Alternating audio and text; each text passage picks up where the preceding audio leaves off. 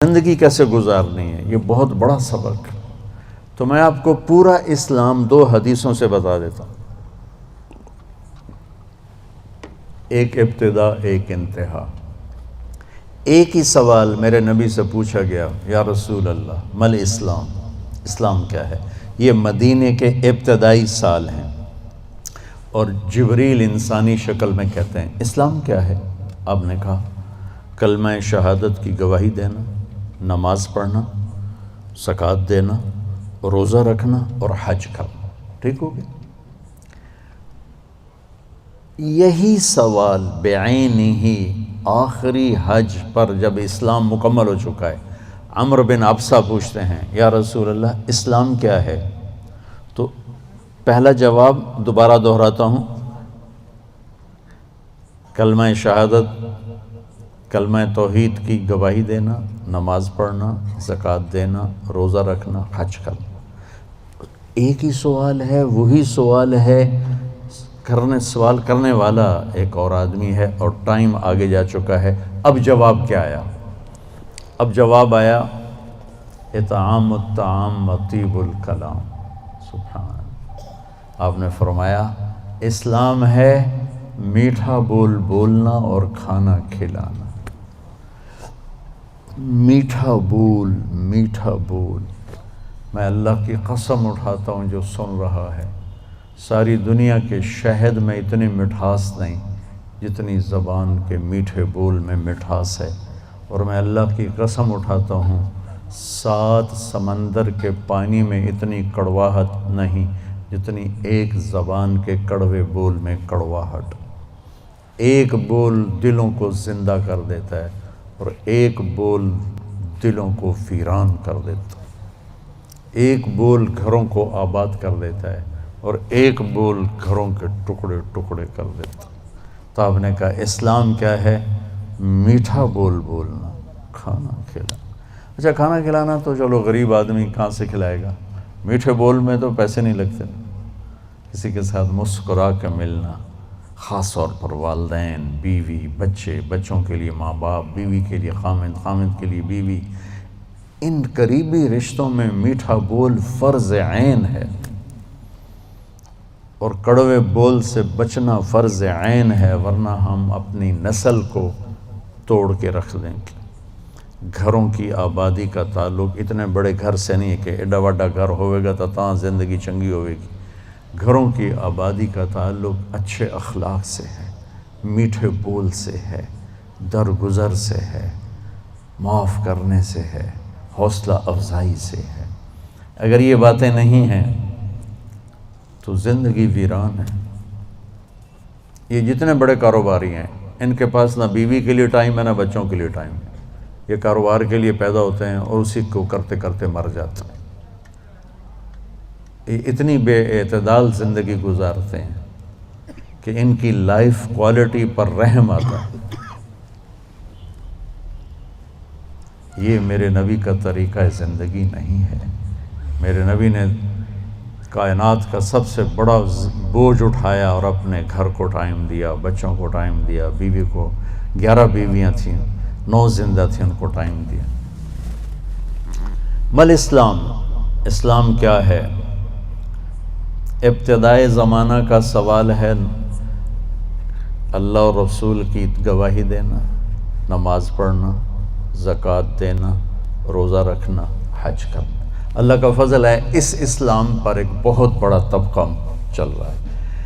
اب آیا پیک والا اسلام، پہلی جماعت سے چلتے چلتے ایم اے پر پہنچ گئے، پی ایچ ڈی پر پہنچ گئے۔ یا رسول اللہ مل اسلام؟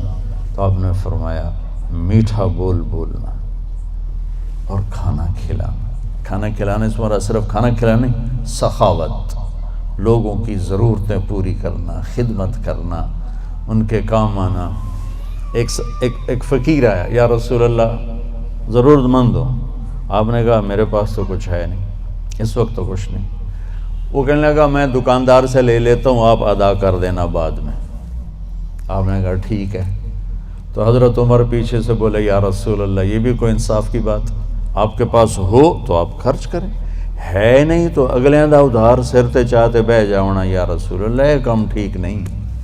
تو ایک وہاں صحابی بیٹھے تھے عبداللہ بن حذیفہ، کہنے لگے یا رسول اللہ ٹھوک کے رکھو، انفق ولا تخش من ذی العرش اقلالا، یا رسول اللہ خرچ کرتے آئیں اور اللہ سے کمی کا ڈر نہ کریں۔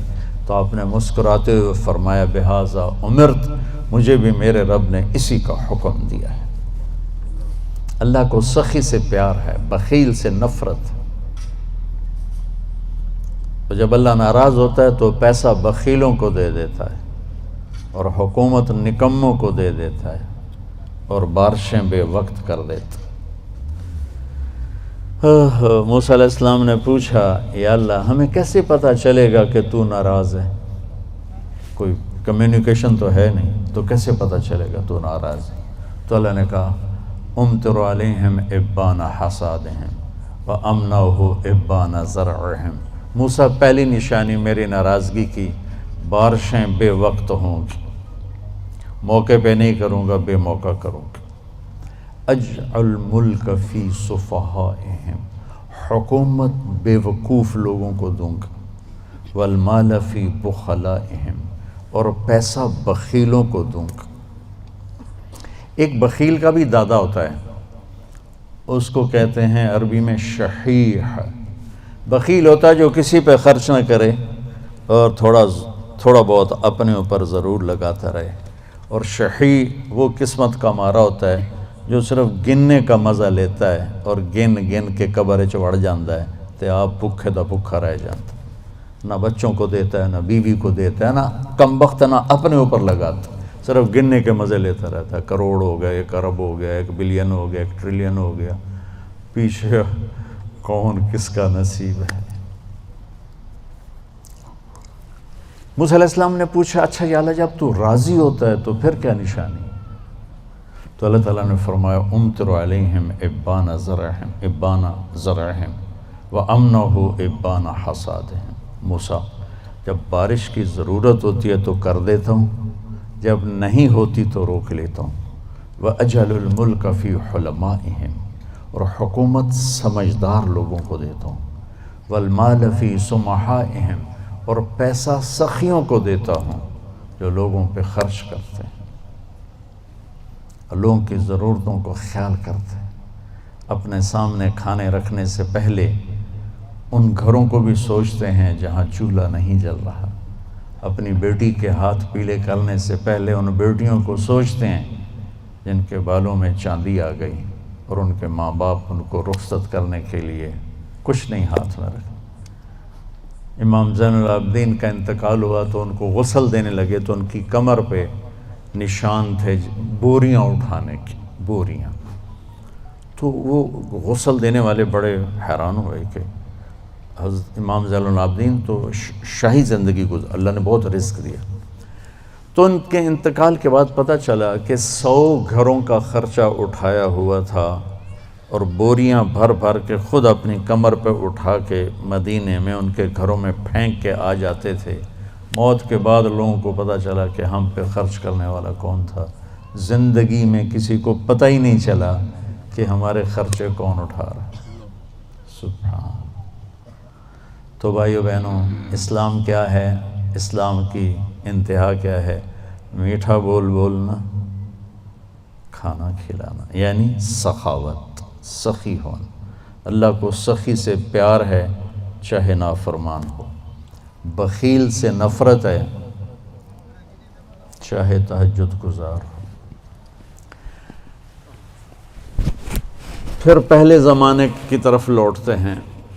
جبریل نے سوال کیا یا رسول اللہ مل ایمان، ایمان کیا ہے؟ تو اب آپ نے ابتدائے اسلام کو سامنے رکھ کر کہا اللہ کو ماننا، فرشتوں کو ماننا، کتابوں کو ماننا، رسولوں کو ماننا، موت کے بعد کی زندگی کو ماننا، ان تؤمن باللہ وملائکتہ وکتبہ ورسلہ وبالبعث بعد الموت۔ یہی سوال 10 سال کے بعد ایک شخص کرتا ہے یا رسول اللہ مل ایمان، ایمان کیا ہے؟ تو اب جواب دینے والے میرے محبوب ہیں، اور آپ ایک جواب دے چکے ہیں، لیکن اب اسلام مکمل ہو چکا ہے، تو اب آخری درجے کی بات فرماتے ہیں، ایمان ہے الصبر والسماحہ، معاف کرنا اور صبر کرنا۔ سبحان اللہ، کیا ایمان کیا ہے؟ صبر کرنا اور معاف کرنا۔ تو بھائیو، اگر ہم یہ 2 ٹپس لے لیں تو ہمارے گھر خوبصورت، ہماری لائف کوالٹی خوبصورت، ہماری نسلیں خوبصورت، ہمارے رشتے خوبصورت، امیر غریب کے گھر میں خوشی ہوگی، ناگواری آئے صبر کرے، زیادتی ہو جائے معاف کرے، آپ کی زندگی خوبصورت ہو جائے۔ یہ 2 چیزیں جو میرے نبی نے بتائی ہیں کہ لائف کوالٹی کو خوبصورت بنانے کے لیے۔ دیکھو، زندگی کا خوبصورت ہونا الگ میٹر ہے، اور گھر ایسا ہونا یہ الگ میٹر ہے، چیزوں کا عمدہ ہونا یہ الگ چیز ہے، اور انسان کی زندگی کا خوبصورت ہونا یہ الگ چیز، یہ 2 الگ چیزیں ہیں۔ ہماری ساری طاقت لگ رہی ہے کہ گاڑی ایسی ہو، گھڑی ایسی ہو، کپڑا ایسا ہو، برانڈڈ ہو، ہماری زندگی بڑی اچھی ہو۔ زندگی اچھی نہیں ہوگی، چیزیں اچھی ہوں گی۔ زندگی اچھی ہونے کے لیے در مصطفیٰ پہ جھکنا پڑے گا۔ لَقَدْ كَانَ لَكُمْ فِي رَسُولِ اللَّهِ أُسْوَةٌ حَسَنَةٌ۔ اگر تمہیں زندگی اچھی گزارنی ہے نا تو میرے نبی کے پاس آؤ، وہ تمہیں ڈیفنس سے نہیں ملے گی، کماڑی سے نہیں ملے گی، چھوٹے بڑے کاروباروں سے نہیں ملے گی، ہیرے کی انگوٹھی میں نہیں ہے، وہ میرے نبی کی غلامی میں ہے، جس کو میرے نبی لے کر آیا، خوبصورت زندگی۔ تو یہ 2 باتیں جو میں نے بتائی ہیں یہ اسلام کا حسن ہے، زندگی کو خوبصورت بنانے والی چیزیں ہیں کہ ہم اپنی زندگی کو، پوری زندگی کو اسلام بنائیں۔ کیسے؟ میٹھا بول، غیبت چھوڑ دیں، جھوٹ بولنا چھوڑ دیں، دھوکہ دینا چھوڑ دیں، گالی دینا چھوڑ دیں، غصہ چڑھا ہے تو بے عزت نہ کریں، سنبھل کے لفظ بولیں، اپنے رشتوں میں والدین کے پاؤں دھو کر پئیں، ان کی دعائیں لے لیں۔ ماں باپ کی دعا وہاں پہنچا دیتی ہے جہاں بیت اللہ کی ساری زندگی کی بندگی بھی نہیں پہنچاتی۔